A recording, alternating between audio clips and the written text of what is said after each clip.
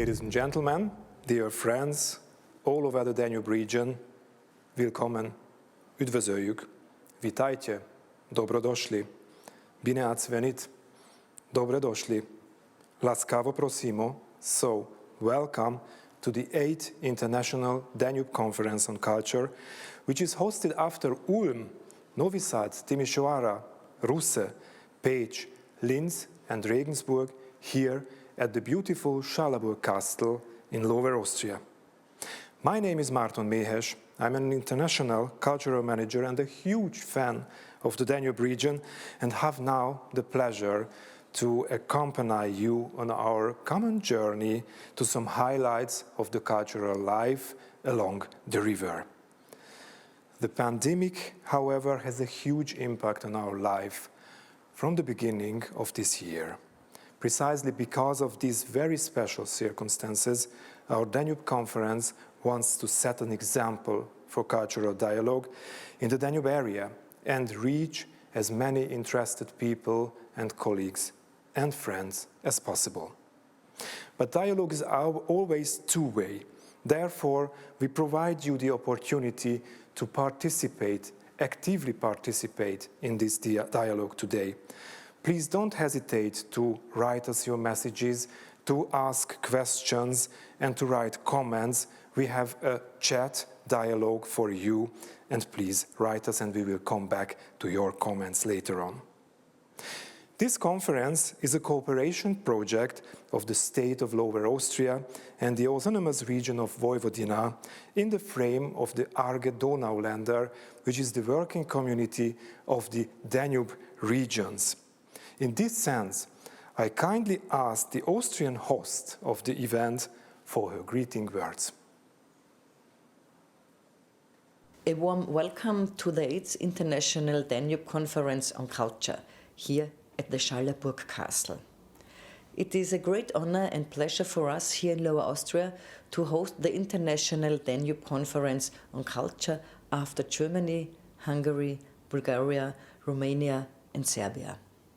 Of course, we would have loved to welcome you all in person and to show you some of the most beautiful regions of Lower Austria. But due to the current difficult situation, it is unfortunately necessary to hold this conference as a virtual event.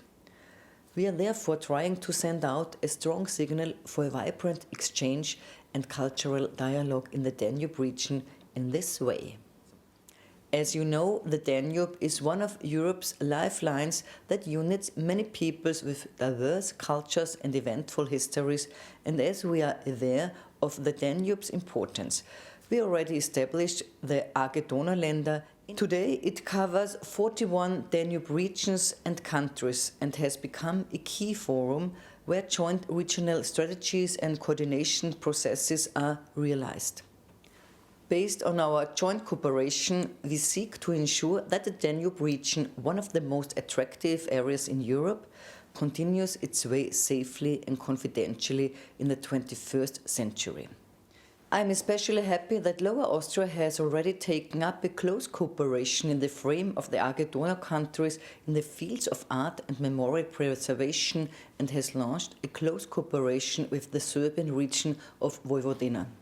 I would therefore like to express my special thanks to the Minister of Culture, Mrs. Dragana Milosevic.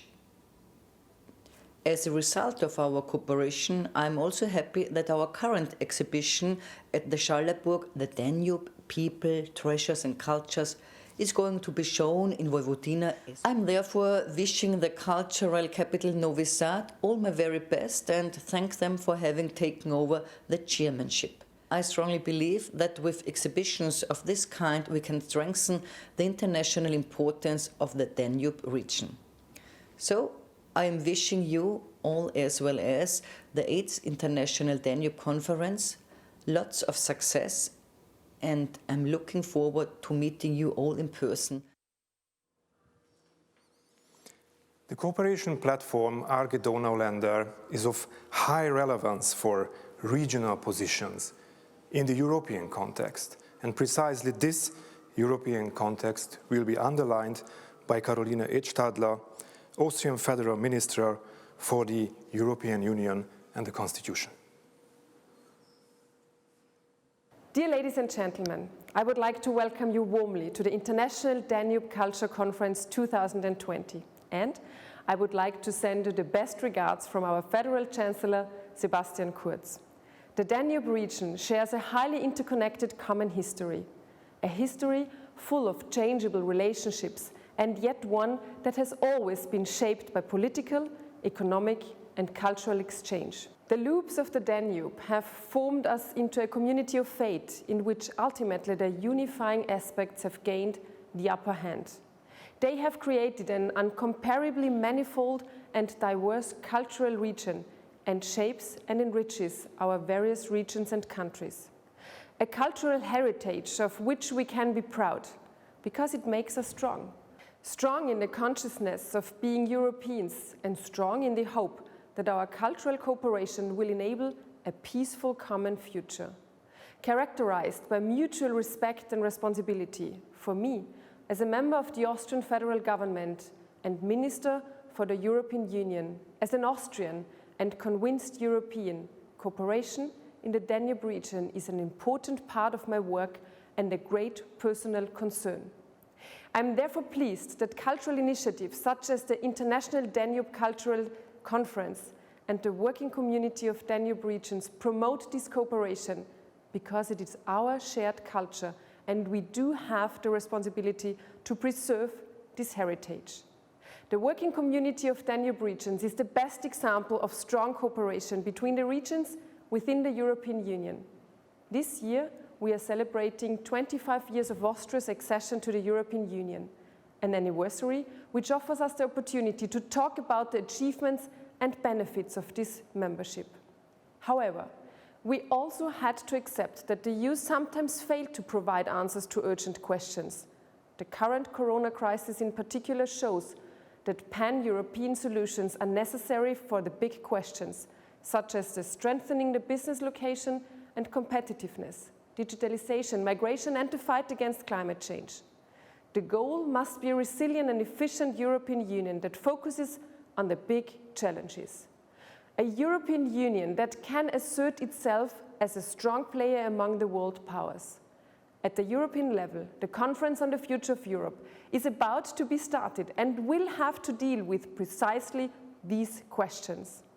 Since the beginning of summer, I have therefore been hosting several roundtable discussions with citizens, stakeholders, representatives of the state, federal government and municipalities in order to screen out the most pressing issues for Austrian citizens. Because Europe does not start in Brussels or Strasbourg, Europe takes place locally, in the municipalities and in the regions. With this in mind, I wish you all a successful Danube Cultural Conference with many exciting lectures, fruitful discussions, and sustainable conversations. Dear friends, I would like to encourage you once again to use the chat for your comments and opinions, and we just would like to encourage you to keep the dialogue with us. A strong partner within the ARGE Donauländer is the German federal state of Baden-Württemberg, with a lot of cultural initiatives in the Danube region. So I'm happy to welcome Dr. Volker Wedekind on behalf of the Ministry of Science, Research and Arts, Baden-Württemberg. Best wishes from Baden-Württemberg. I am pleased to send you the warmest greetings of Peter Olszewski, State Secretary of the Ministry of Science, Research and Arts. Now that we all have to move apart for health reasons, it is all the more important to maintain the connections we have made. Thanks to the online format, we can continue our important commitment to the culture along the Danube, even if in the times of pandemic. The State Secretary therefore thanks Lower Austria for the incredible flexibility in planning this conference. She is convinced of the importance of our transnational exchange, because a change of perspective and mutual understanding promote cohesion within Europe. She sends us her best regards and wishes us a fruitful exchange.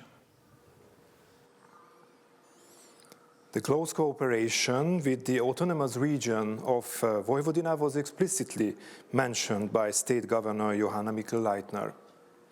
The Vojvodina region is currently the chair of the ARGE Donauländer community, and it is a region repositioning itself as a successful cultural region in these years. Please welcome with me the Provincial Secretary for Culture and Public Information of Vojvodina, Dragana Milošević. Greetings from Autonomous Province of Vojvodina. Greetings from Serbia. It is a great pleasure and honor for us to participate in this cultural dialogue in the Danube region.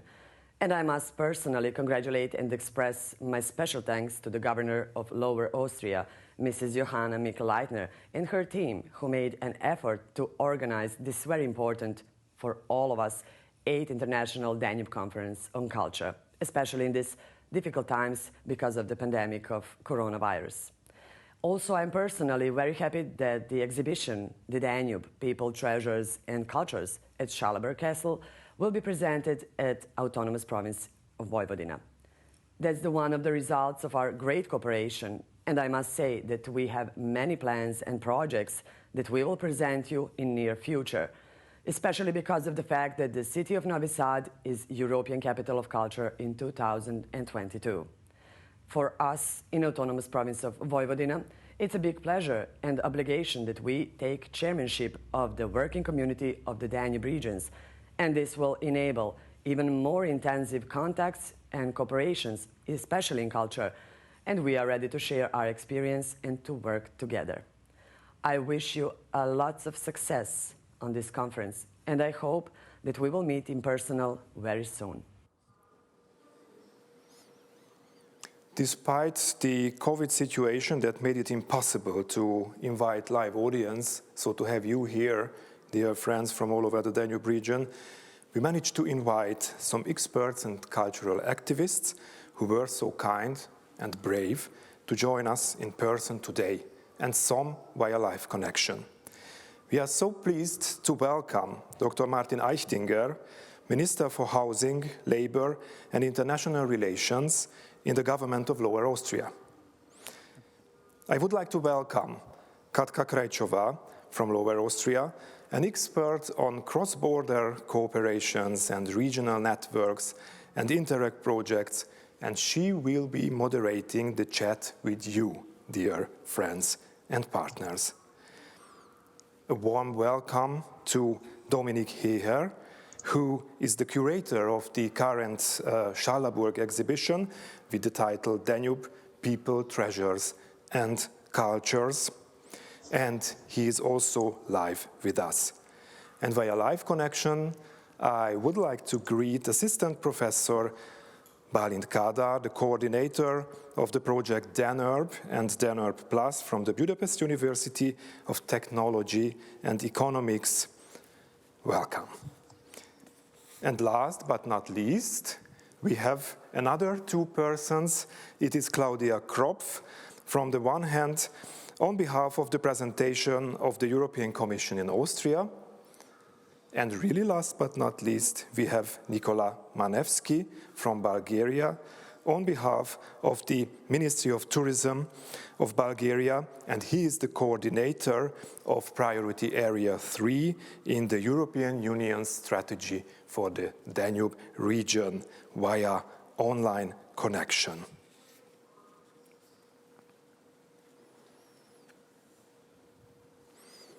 We will see our guests later in the course of this conference, and we will carefully listen to them during the rest of the sessions and the final panel discussion. And, dear friends, I would like to remind you once again of the chat. So please, I would like to encourage you to send you your comments and your opinions. Thank you.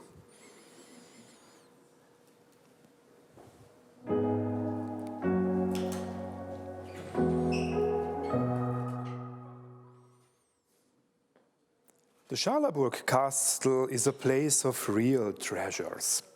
A special highlight is the current exhibition, Danube, People, Treasures and Cultures, building a wonderful frame for this 8th International Danube Conference on Culture and will take us on an unforgettable journey. The exhibition is really popular, ladies and gentlemen. It had 80,000 travelers or visitors until the end of October.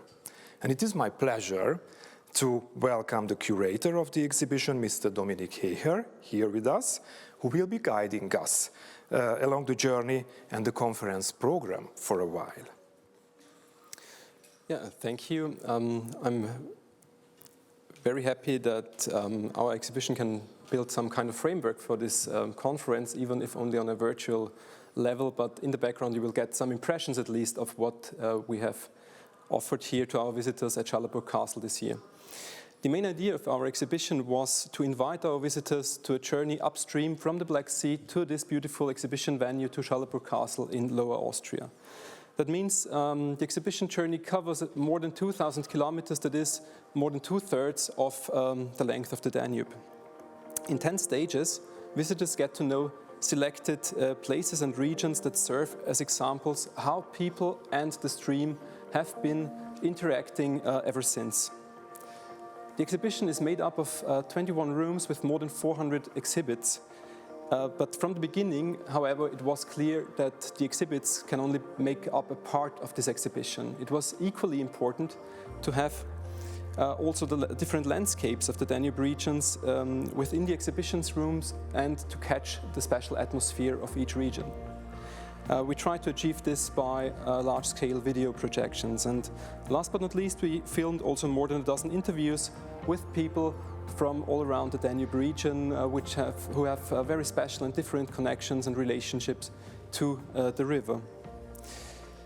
Obviously, this exhibition project would not have been possible without the massive support from institutions throughout the whole Danube region. And due to the wide range of topics presented in the exhibition, we relied not only on loans from the museums, but especially also on the scientific expertise of our colleagues in many institutions along the Danube who helped to shape the narrative of this exhibition. Our journey along the Danube is at times then interrupted by rooms which deal with issues that concern the Danube as a whole. So in order not to lose out of sight the river's integrity. These rooms focus on the fundamental questions actually, which is the river rather a border or a bridge? Is it a real connection or rather a connective idea? Is it a living space or rather an economic resource? And of course there cannot be a definite answer to these fundamental questions. But this is exactly the message that we want to convey. People have been projecting their ideas on the Danube ever since, and they will do so in future. Everything depends on time, place and perspective. And in this regard, it is also worth mentioning that now Schallaburg Castle hosts another temporary exhibition that shows contemporary artists' views on the Danube. It is called Art on the Stream, and I'm happy that it will be shown also at other locations along the Danube afterwards. So as always, it's important to ask questions, and it is possible that you will have more questions afterwards than before. Dominik, thank you very much for this really exciting insight into this exhibition. And I have a question. Am I right that there are a lot of hidden stories and places shown or presented in this exhibition? Absolutely. Of course, we had to choose only some of them. And I think one of the most intriguing features of any river is its inherent discrepancy. What we perceive as a stable geographical unit is actually nothing but the sum of permanent change. And this is especially true for the Danube and its people. One of the best examples that also features in our exhibition is probably the island of Adekale near Orshova in the Iron Gate region. It was the very last outpost, so to say, of Ottoman culture along the Danube with its bazaar and its Turkish coffee houses. And only 50 years ago, it fell victim to the construction of the hydroelectric power plant in the Iron Gates region. So now destroyed and some 30 meters underneath the surface, it's still part of the cultural heritage of the Danube region. An absolutely fascinating story. To discover and make the hidden cultural heritage visible, This was the central theme of the Interreg Danube Transnational Project, Cultural Platform Danube Region, Creative Spaces for the 21st Century. This project will be presented in our next report.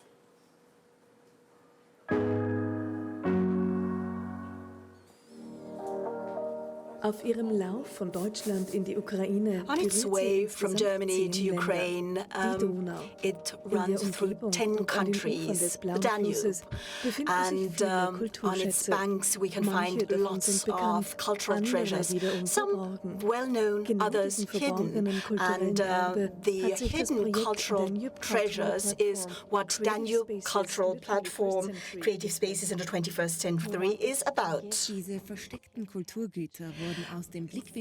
The hidden treasures were reinterpreted from the angle of the 21st century.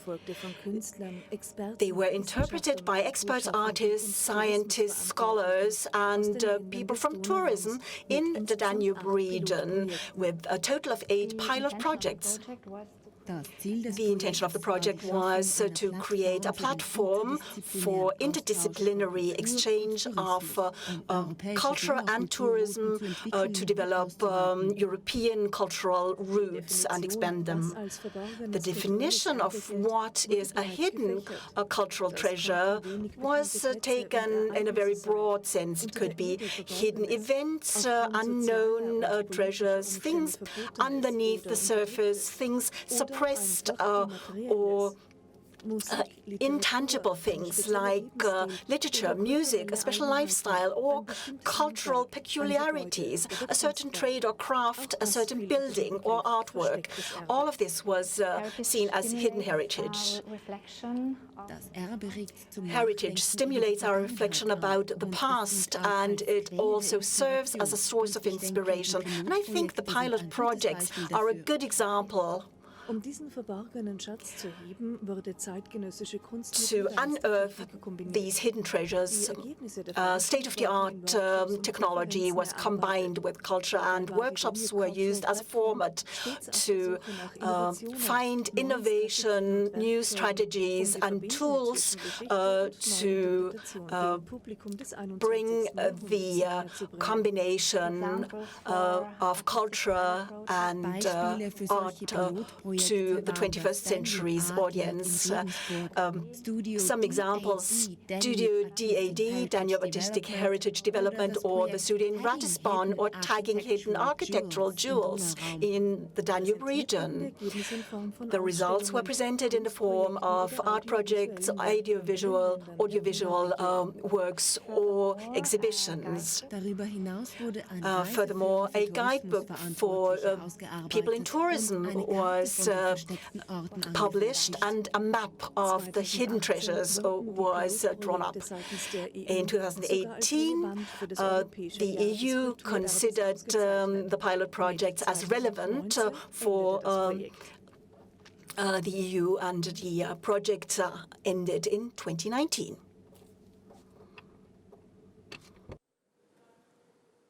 The many hidden beauties and charms of the river are important sources of inspiration.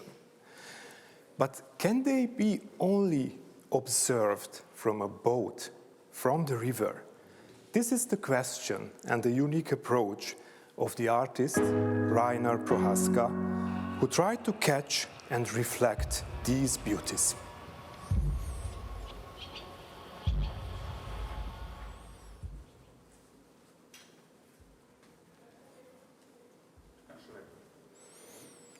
Reiner Prohaska is an artist from Lower Austria, passionately exploring the Danube. One of his former projects, the Sad Boats modular barge, was an art project on the Danube. In the course of a 2-month boat journey from Krems, Austria to Russe, Bulgaria, he and his crew have built a swimming sculpture based on a simple frame construction.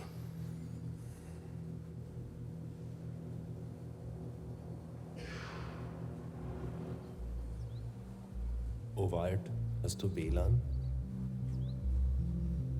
O forest, Have you got wireless LAN? O Wald, hör zu. Oh, forest, listen.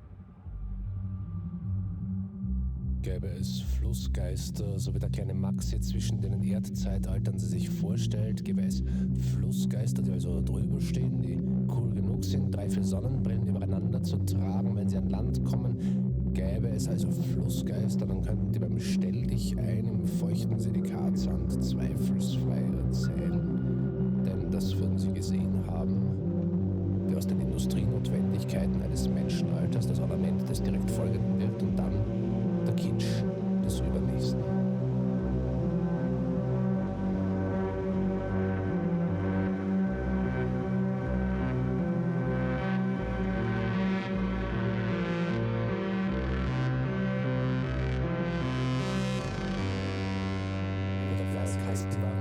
But the electronic music you can hear in this artistic video is perhaps somewhat irritating and in contrast with the view.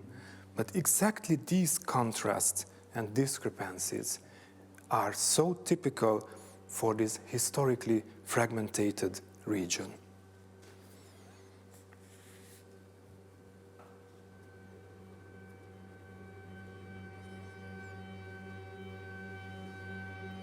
The Danube region is a geographic area where human settlements and civilizations are present since ancient times.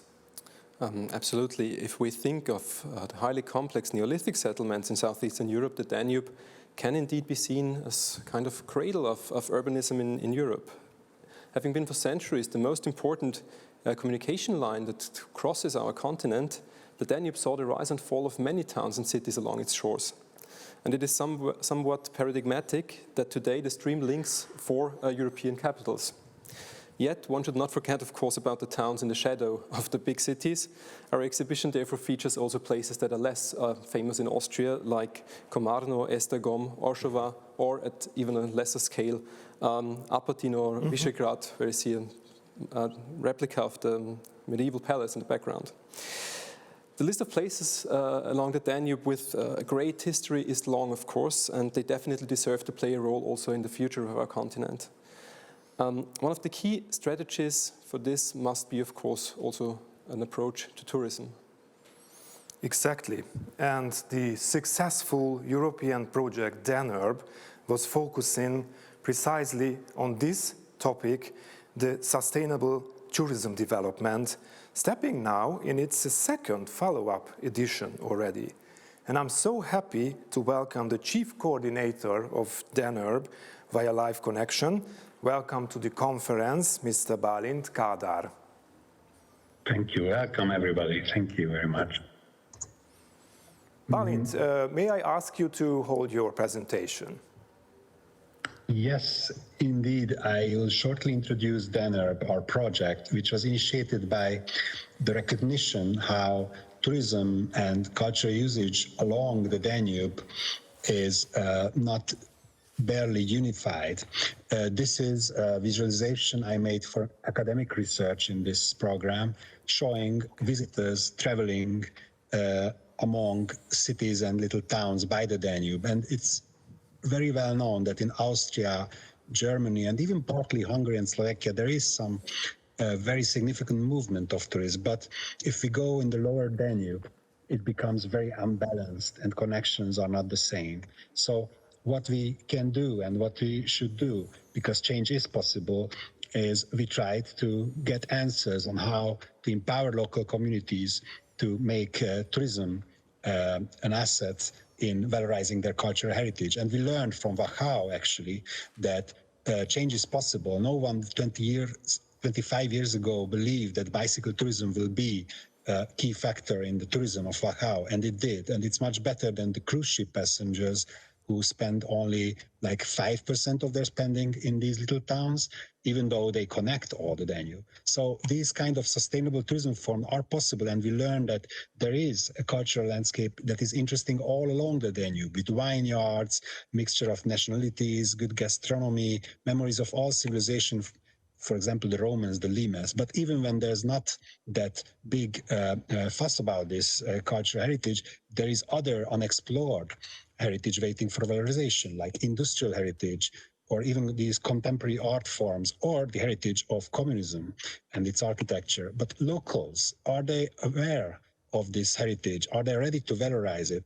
And we found out that it's not yet the case for many, many communities. So our focus is on the locals and on the stakeholders who still guard their traditions connected to the Danube and who still have in the local communities the power to make entrepreneurship out of this. So in Danube, we mapped, connected, and valorized local heritage, and also involved, reinforced, and of course connected the local stakeholders able to do something with that heritage. We collected 500 underdeveloped heritage items, and more than 300 stakeholders were also contacted and involved in this project. And we made some real valorization examples, like we partnered with Pocket Guide, an application for tourists able to do guided visits along the Danube. And we made 13 new storytelling walks or bike routes in less known regions, free to download in this big platform. Or we also made the Danube Days Festival, celebrated on the International Danube Days Day in different countries, also in cross-border situations. Or we made a traveling exhibition presenting this variety of culture. In 3 copies we made this modular exhibition and made it travel to 20 places in 1 year. Also, we made a platform collecting all of this data that we gathered, and this is a platform very easy to use for stakeholders to get to know their heritage and connect with each other and to propose new projects. So it's a very easy to use tools that we will use also in the next years. And of course, we use the resources of planning and design universities because we have 8 in this big program, 8 universities, all from architecture and planning, and we could make small development proposals, but also spatial plans for cities and regions, all supervised by professionals. And also we made some small on-site interventions showing the power of using the Danube in a different way. And least we made the strategy, our strategy, which is somehow a typology of interventions, of possible interventions and cooperation forms, how local stakeholders could connect in this transnational culture promenade and have different actions to valorize their heritage.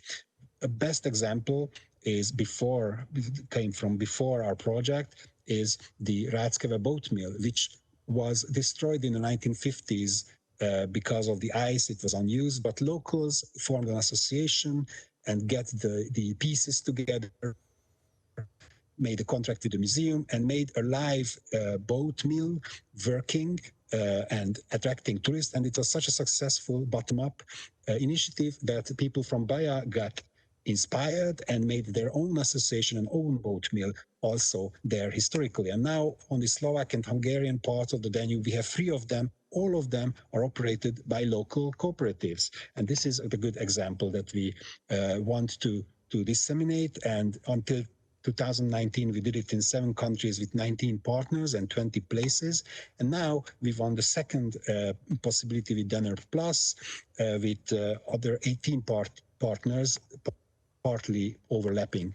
What is the plus in our new program, which we are undertaking right now? We really want to make these developments happen. So we focus on those parts where it's really needed to have these good practices to make implemented projects. These are the shrinking regions, peripheral cities, borderland situations, so mainly the middle and lower Danube. And we really want to make these projects to implement our strategy, so real local cooperative development projects in heritage sites. And also we want to connect a lot of these good practices and create a qualified, unified Danube quality label, which will be a pledge on all services related to culture, on all tourism-related services which are local and authentic, and somehow to have a guidance all along the Danube, unified for those visiting the Danube, which is authentic and real.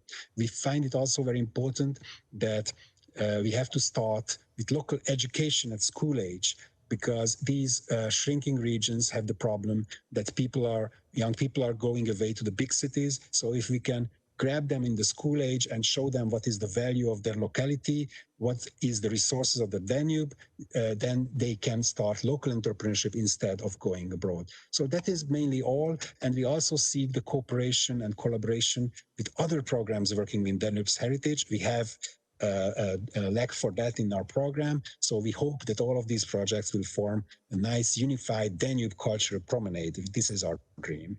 Thank you very much. Thank you very much, Balint, for this exciting presentation. It is really a new approach, this project combining heritage with tourism, with connecting people, with the guarantee label, with some digital tools as well. So congratulations to that. And please stay with us because we will come back to you afterwards in the final panel discussion. Thank you very much. Thank you very much. And dear friends, I hope you don't forget about the possibility to write us. So please use the chat. And we are here, we are online. Stay with us and write us if you wish.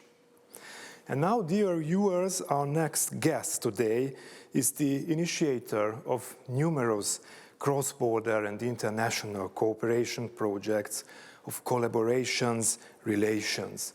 Earlier in his career, he used to be ambassador of Austria to Romania and Moldova, as well as to the United Kingdom.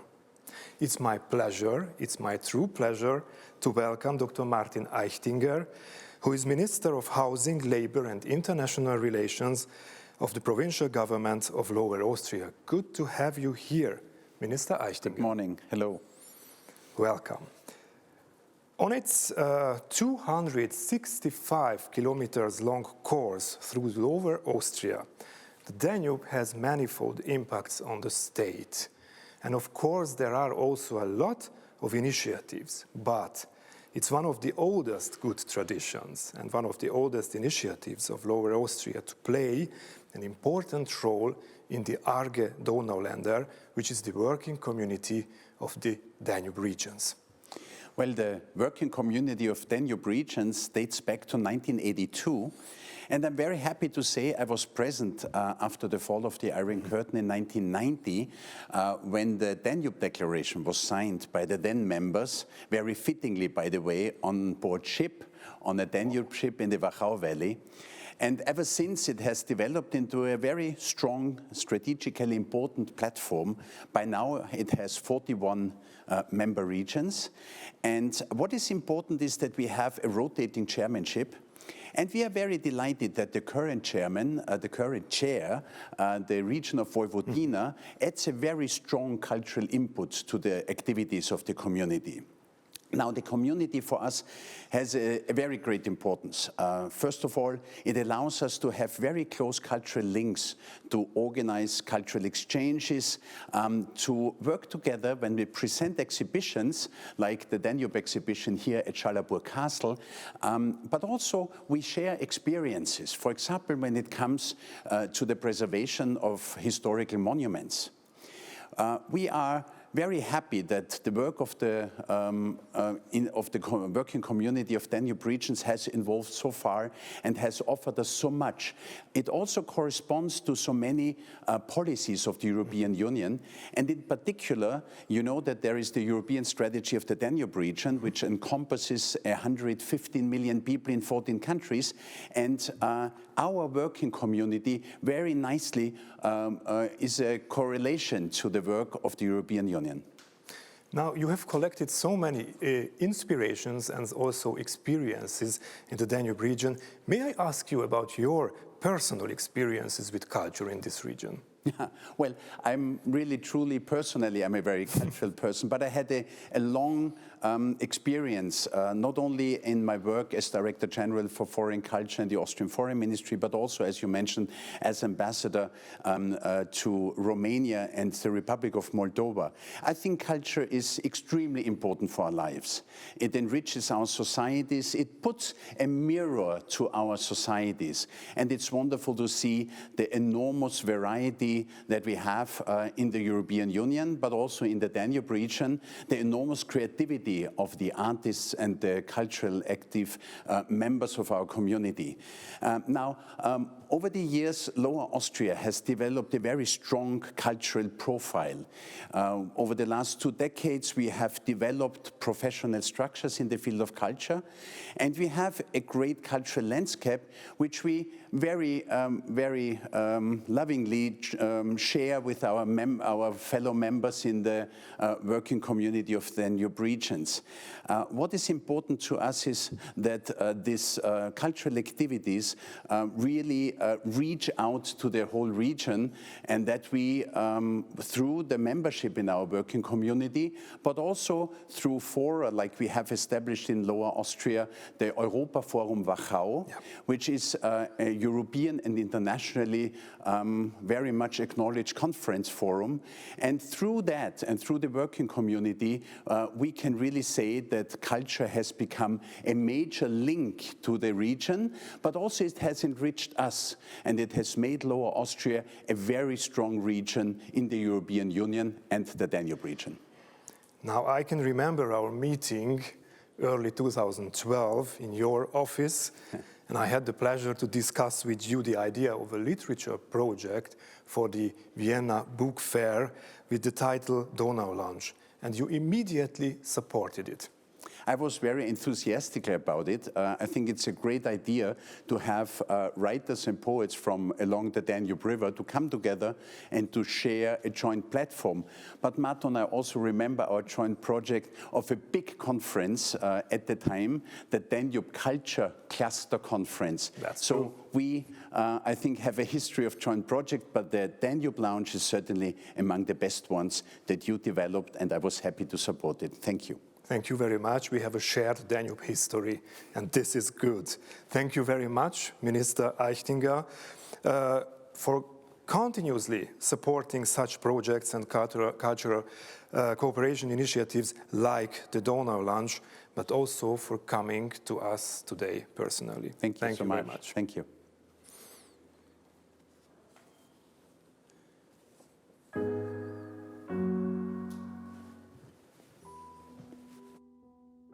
It's been an inspiration to poets and writers. It's been a site of historical events and for centuries, books have been written about it. Nothing has changed about it. The Danube is the second longest river in Europe, but the most heterogeneous when we look at the languages, the cultures, and the religions. So there is much literature. To understand Central and Western Europe, look at its books because it is a treasure trove of social, cultural angles. And this is what the Danube Lounge is about. It's an event within the framework of Vienna Book Fair, presenting authors from the Danube region. Actually, it started with Márton Méhes, director of Collegium Hungariacum, that created it. It's been in existence since 2012, and Hungary first bore the brunt of funding, then Lower Austria took over when this was no longer possible. And this kept the Danube Lounge alive, non-fiction, fiction, including an anthology by the Lower Austrian government. Yes, a Danube anthology was produced in 2013, and it was presented at the Danube Lounge. 2020, there was no Danube Lounge because of the COVID crisis, but usually prominent authors come to call. We've had award-winning people like Mircea Cătărescu from Romania, Yuri Antochovic from Ukraine, George Dragoman or Attila Kish from Hungary, and Martin Pollock from Austria. The Danube Lounge has also become a springboard of many up-and-coming authors because it really carries weight to be presented here. The Danube Lounge is extremely important because many authors from the countries of the Danube region would not have come here, would not have been translated into German, and would never have been presented to the audience, and they would never have started networking. That's important. It's not just a matter of every eye is on Vienna. It's also important to network amongst each other. And the potential of working through the history and the stories of the Danube region must not be underestimated. There are different interpretations, controversial interpretations. There have been many conflicts in the Danube region, but this also brings about a change of perspective when you work through it. The Danube Lounge of the Danube Cultural Cluster, which is an event that the cultural scene in Europe could not do without, and hopefully it will take place again next year. In these years, several cities of the Danube region will hold the title European Capital of Culture. It was won last year, Plovdiv in Bulgaria, as Capital of Culture. Rijeka is this year. Timișoara and Veszprém will be capitals of culture in the upcoming years. But the next one, Dominic, is Novi Sad in Serbia. Yeah, it's one of the most fascinating places in the Danube region, at least for me. Novi Sad features, of course, also prominently in our exhibition, or especially the fortress of Petrovaradin that still overlooks the city from across the Danube. And this fortress was the pride of the Austrian military architecture and should kind of cement Habsburg influence in the region. And in a sense, it can be felt still today. But this is only one example of the manifold cultural influences that have shaped the history and the character of Novi Sad till today. In a way, Vojvodina can be seen, I think, as a kind of archetype of the Danubian region, and I'm all the more happy that as a part of the cooperation of the ARGE Donauländer, our exhibition will be shown in modified shape also in the Museum of Vojvodina in Novi Sad in 2022.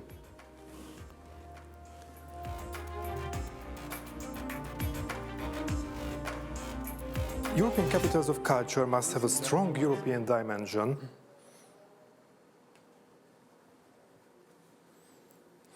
In their program, and the equal treatment of women is one of the most obvious themes they very often represent.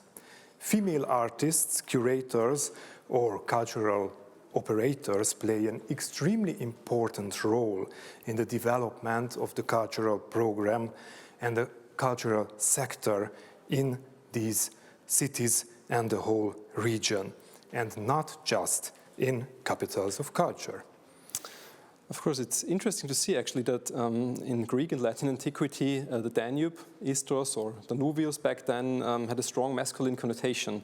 In a way, the river kept this identity over centuries, and if you consider in most languages still today, its gender remained masculine. And for a long time, the history of the Danube seems to have been written exclusively by men. Only slowly the traces and voices of women have started to receive their rightful attention, and this was also important for our exhibition, especially in the interviews we made with the people who are especially connected to the Danube in the certain regions we visit during our journey through the Schallaburg castle. Dear Dominic, it was so exciting with you, and it was so fantastic that you could be our guide throughout our journey and the Danube. And next time, I really wouldn't mind if we could have a boat travel together on the Danube in your company. Please don't leave the scene, because we would like to come back to you and other guests in the final round. And thank you very much now, as for now, and we will see us then in the discussion. And now, let's see our next coverage about the role of women in the Danube region.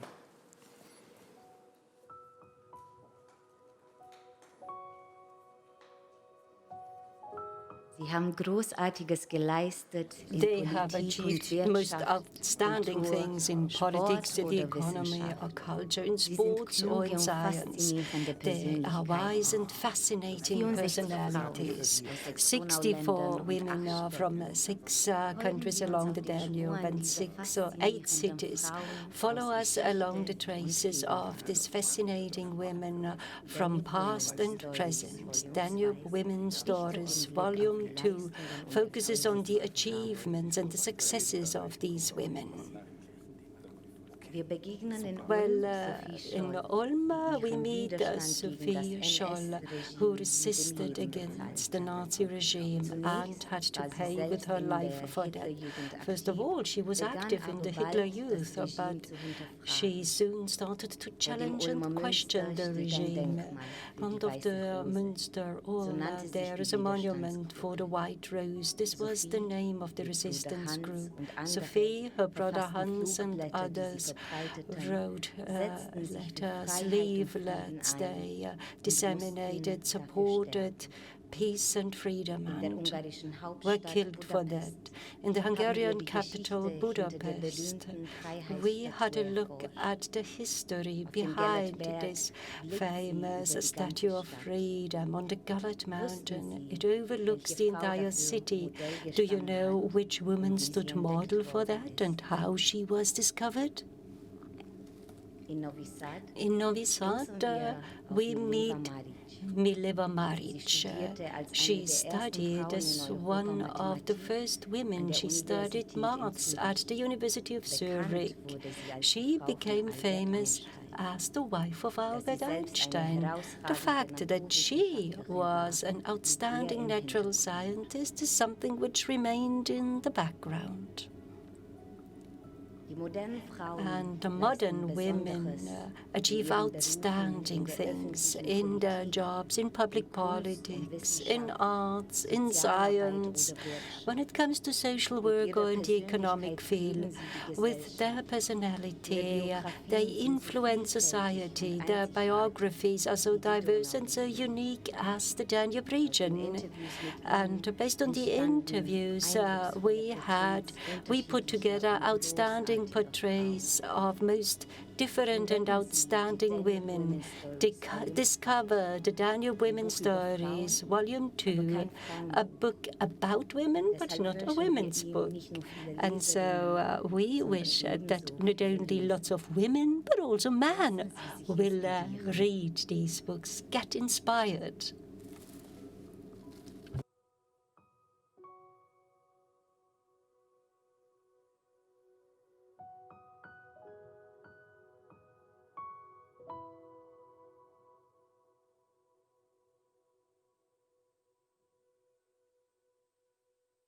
Danube Women's Stories is supported by the Baden-Württemberg Foundation and has been published as a book at Danube Books Publishing in Ulm. You can find Danube Books and its publications on the internet and on social media. This story, Danube Women's Stories, plays also in Novi Sad with a fantastic love connection between Ulm and Novi Sad with Albert Einstein and Mileva Maric. So let's come back to Novi Sad now, and I'm very happy to greet Vuk Radulovic, who is the head of international relations of the project European Capital of Culture Novi Sad 22.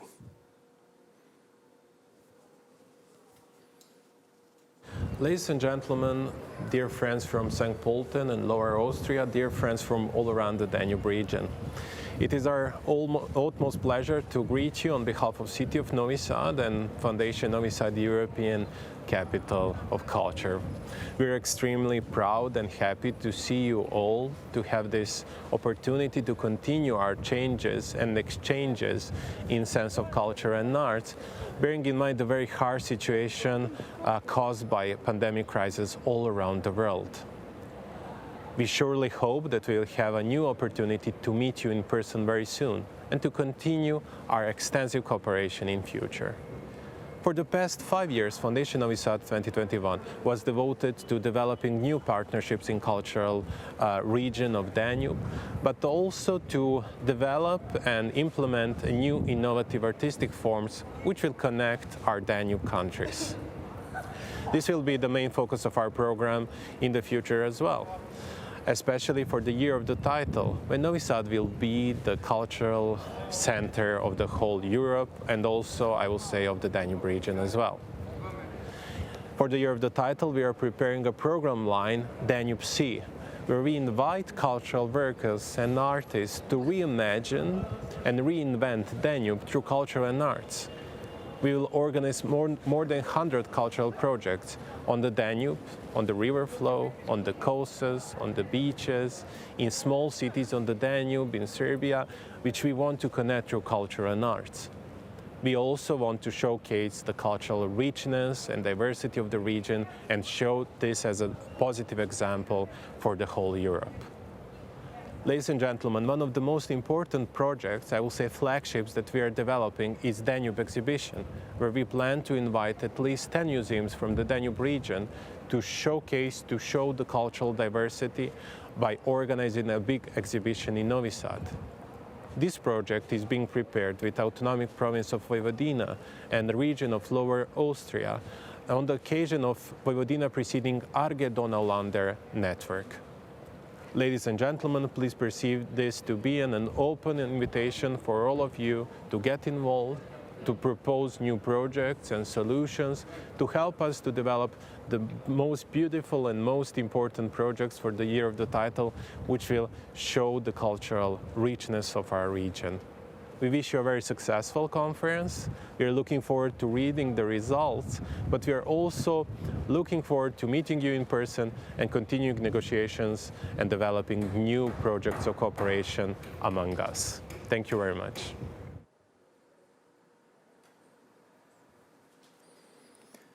Minister Eichtinger just mentioned the European Union strategy for the Danube region, covering an area of 115 million people living in 14 states from the source of the Danube to the Black Sea.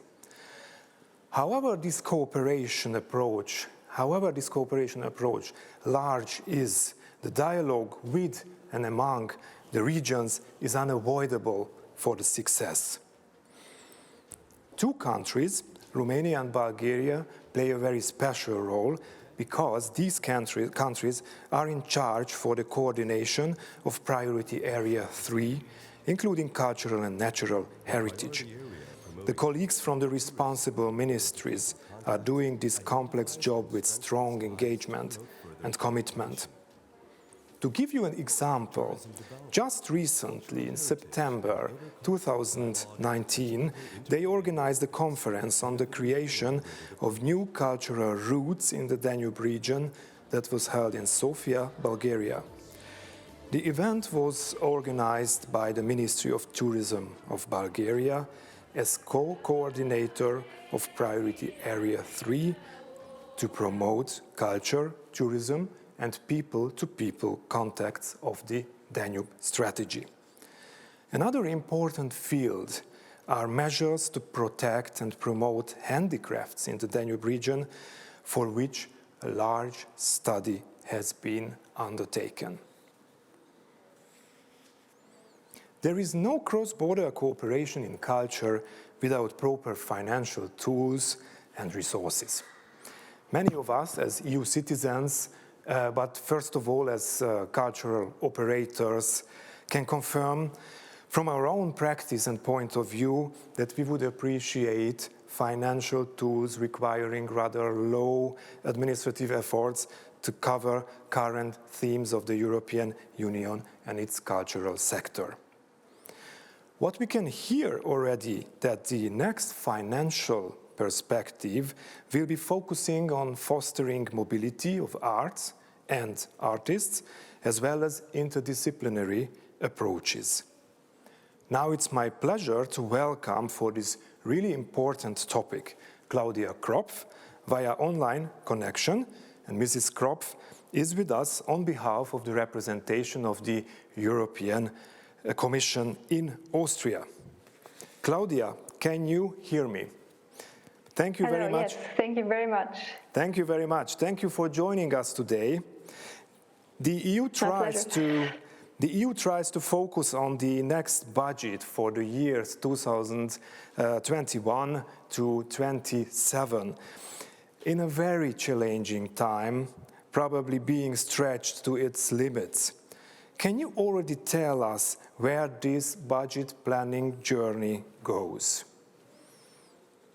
Yes, exactly. The European Union is currently negotiating its next 7-year financial framework. So the details of the future programs aren't settled yet, unfortunately.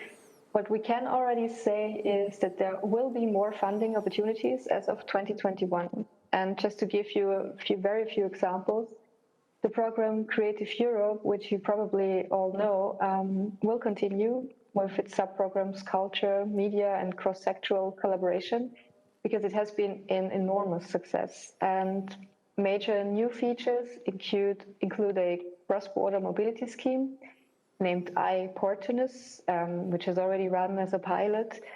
There will be a music program based on Music Moves Europe, and there will also be support for quality journalism, for media literacy, for media freedom and pluralism, something that we have seen is extremely important and increasingly important these days. And another thing that I would like to mention is that Horizon Europe will include a cluster on culture in the future. These are just very briefly 2 examples of what you can expect as of next year. Yeah, thank you very much for these examples. Now we have, of course, a very huge crisis right now. And do you think, Claudia, that the European Commission is able to tackle this negative impact of the COVID crisis on the cultural sector when planning this budget? And if it's possible, how? Yes, the impact on the cultural sector has been huge, and unfortunately it seems that it will continue.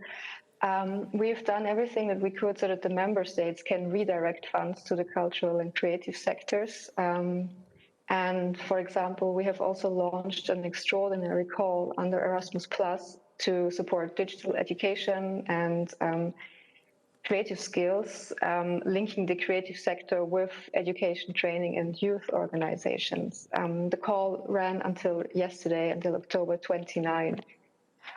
And the negotiations for the EU Recovery Fund, this big 750 billion euro fund to alleviate the crisis, are also still ongoing. What we hope is that a certain percentage of the funds, maybe 1 to 2%, will be earmarked specially for the culture and creative sectors. This was a request by the European Parliament, and the Commission finds this a very interesting approach because the sector has been hit extremely hard. It used to be very resilient, but now it's on the forefront. And the heads of state and government have seen that the sectors are fundamental to our societies, to our democracies, for our European identity, and they also are an important economic factor and have spillover effects to other industries. So the negotiations should conclude soon, hopefully. So there is hope and there must be more resilience. This sounds positive. So fingers crossed that we all will receive proper financial tools and programs in the next period. Thank you very much, Claudia, for this first conversation, and please stay with us for the final panel discussion as well. Thank you very much. Thank you. Small-scale projects regularly fall through the net of the big EU financing programs as the applicants lack the necessary organizational and financial capacity. But maybe there is a chance to change this situation step by step. So watch the following contribution from Baden-Württemberg to learn more.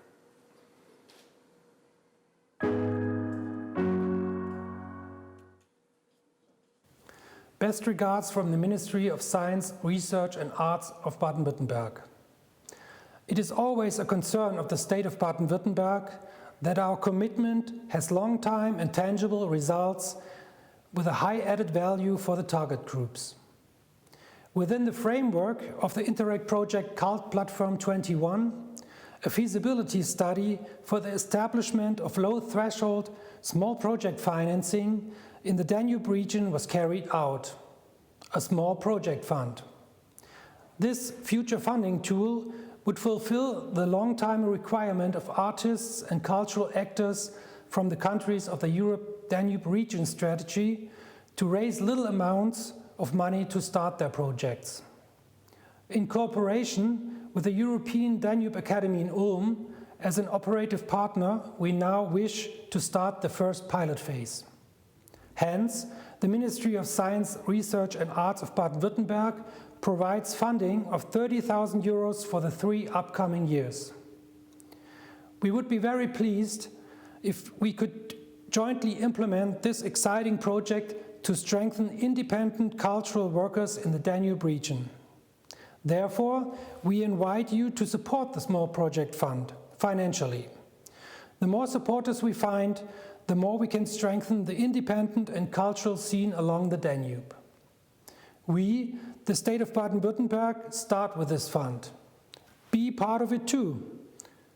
Unfortunately, I cannot attend the conference myself, but you can contact us or the European Danube Academy in Ulm after the conference.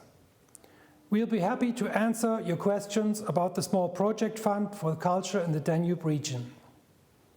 I wish everyone good discussions from screen to screen and hope we meet each other soon in future. Distinguished guests, dear experts, and also dear viewers in front of your laptops and your mobile devices. Now we have arrived to the last station of our journey. And this is this final panel discussion here.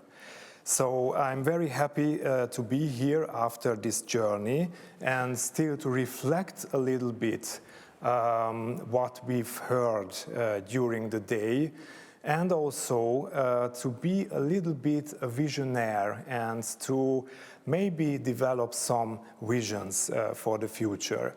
But first of all, we have some very interesting messages for you, and we will also talk about these messages. And this is why I'm coming now to Katka Krejčová, who was basically the chair of the chat. Katka, you followed the chat, and you were so kind to moderate it. What happened during the last 1.5 hours? Well, funny fact is that beside of our chat room, we have received many greetings and comments from cities and partners from all over the Danube region. very nice and warm greetings we have received from the Regional Museum of Vojvodina, from our colleagues and friends, from the cities of Ruse and Gabrovo, and also from some Hungarian cities and Slovak cities. And it's very great that you are staying with us and that you keep in contact with us. Yeah, that's fascinating, really. So it is interesting because we have here a very concrete greetings from the Museum of Vojvodina in Novi Sad. And Dominic, we just talked about this museum and the partnership with Novi Sad. This is so wonderful. And also some more greeting words. I am very happy to join the conference. There is another comment here. My location is a Danube island called Szentendre-sziget, which is in Hungary, about 20 kilometers north of Budapest. So I'm really very close to the waters of this beautiful river. I think this is also interesting, really, to somehow feel the river. And if someone just during the conference is sitting near or close to the river, it's very nice. And our friend from Linz, Georg Steiner, wrote us, and we are in connection because of a current project, Danube Stories, led by Linz, which is also a really nice approach about narratives, new narratives in the Danube region. So Linz, Szentendre, and also Novi Sad, we are perfectly connected in the Danube region, and I really would like to thank for all the greeting words and encouraging us just to continue with our activities and work. I think this is the most important message, isn't it, Katka? Yes, absolutely. We would be very happy to have our partners, colleagues and friends from the Danube region with us, but it's very good feeling to receive these greetings and to feel this connection along the Danube. Thank you for that, and thank you for being with us. Thank you very much, Katka. And as I said in my introduction, we would like to be a little bit like visionaries. It's not so easy these times because we have very special circumstances, and who knows what happens tomorrow or the day after. And we still would like to speak about the future and what we see in some 10 years, and also about our duties and obligations for the Danube region. And I'm so happy that our experts are still with us here. I would really like to ask you one by one, how do you see the future? What should have been changed by 2030? And I would like to start with Dominic, if I may. It's an excellent question. Well, judging from my experience in the last few years organizing this exhibition, I have had the impression that there is vivid cooperation on official institutional level, which works actually quite well, like on the academic sector, environmental sector, also in economy. However, I also met, I have to say, very few people in the Danube regions who really could identify with the Danube regions, who really have had strong ties to neighboring countries, for example. I met many Austrians also for whom Southern Europe is a completely different world, so to say, and it seems further away than Scandinavia or Spain or even the USA. So that's an interesting point, which also Balin showed in his presentation. I think that it's good that many projects are done and we are on the right way, but there's still one step to go, that everything settles within the local communities. I think that would be an important thing and a personal wish, so that in 10 years maybe the ties of the people living in the Danube to the river get stronger, but also the ties between the different countries on the very personal level. On a very personal level, and more and more thinking about their own future, I would say, because of these times we are living in. But it's very interesting what you mentioned with the mental maps. It might be an interesting project to investigate mental maps in the Danube region. This also says a lot about each other. And as you mentioned, Balint, I would like to come to you and ask basically the same question, also maybe from your point of view as an educator, as an assistant professor. Where do you see the Danube region in some 10 years? Yes, thank you. Well, how I see it much more integrated, of course. And I agree with Dominic that we have much to do in this sense, but I also see the Danube itself as a physical and also cultural line in the middle, in the heart of Europe, as a good possibility to make a best practice for EU integration. Because when we talk about integration in the EU, the programs are many times very abstract or don't relate to physical regions as much as they should. But the Danube itself is also tangible. It's the water flowing down, but also very cultural, all the history that connects us. So projects done by this stream, by the Danube, could really make the integrative programs of the EU tangible, therefore could make them the good practices of what EU should be. And I really believe in that in 10 years we will see the difference. We will see much more communication between Bulgarian towns and Hungarian towns and Austrian towns. I hope for this, because this is possible. It's much more possible than speaking in a wider region.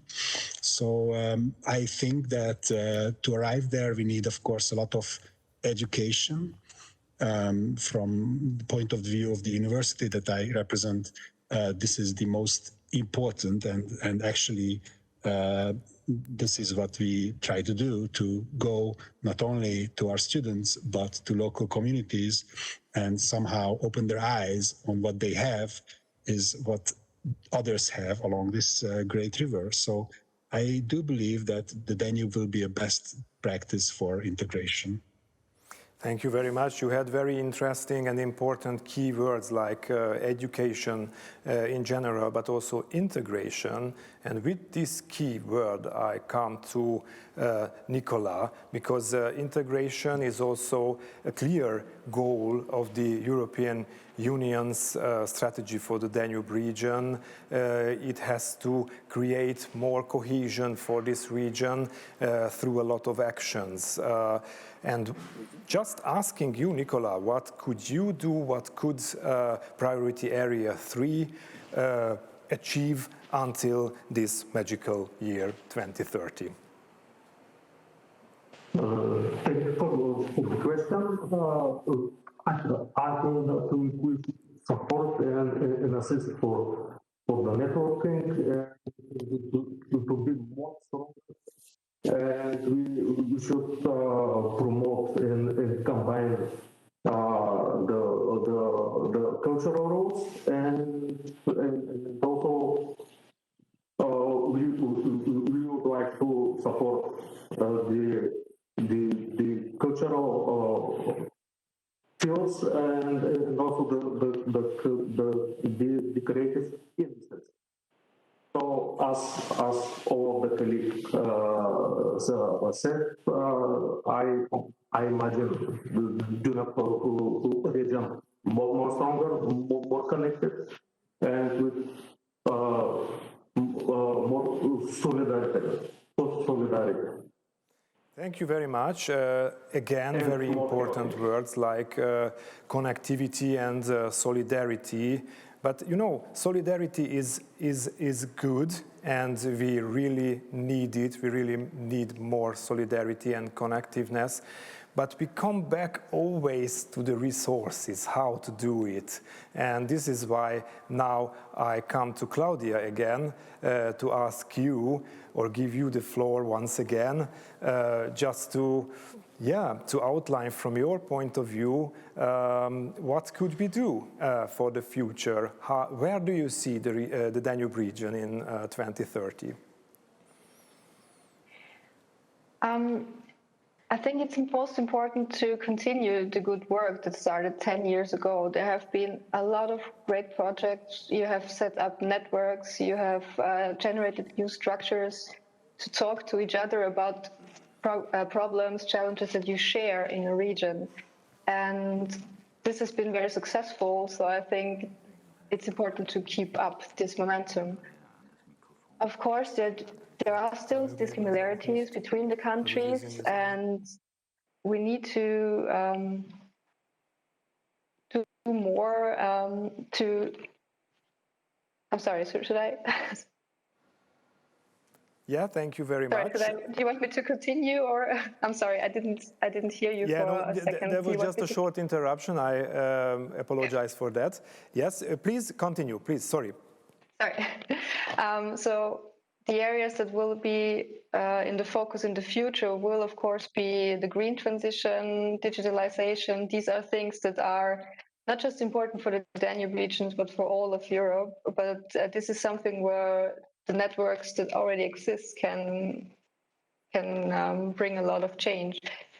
And so, yes, I think if the partners that we have keep an open mind for this great cooperation and continue to work together, then the next 10 years will be successful as the first 10 years, I think. So to work together even more seriously, this is really important. And what you said before in our conversation, you just mentioned the word resilience, which will be extremely important for this region, but also for whole Europe in the next future. Thank you very much, dear experts, for these answers and for this round.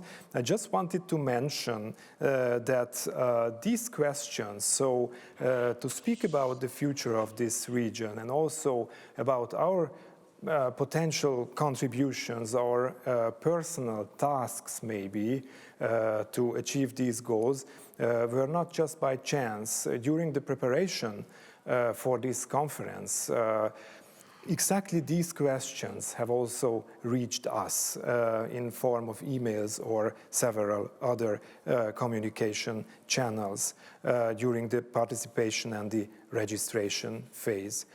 And this means, dear guests here with us, and of course, dear friends all over the Danube region, as we just heard from Novi Sad to Szentendre and to Ulm, a lot of people being with us and watching us. This is the end of our short journey today from Lower Austria to the whole Danube region. This conference has been recorded, so I just would like to inform you that it will be ready for downloading. It can be downloaded from the website soon. I really would like to thank all our guests to come here or to connect with us online for these conversations, for the presentations, and also for your huge engagement.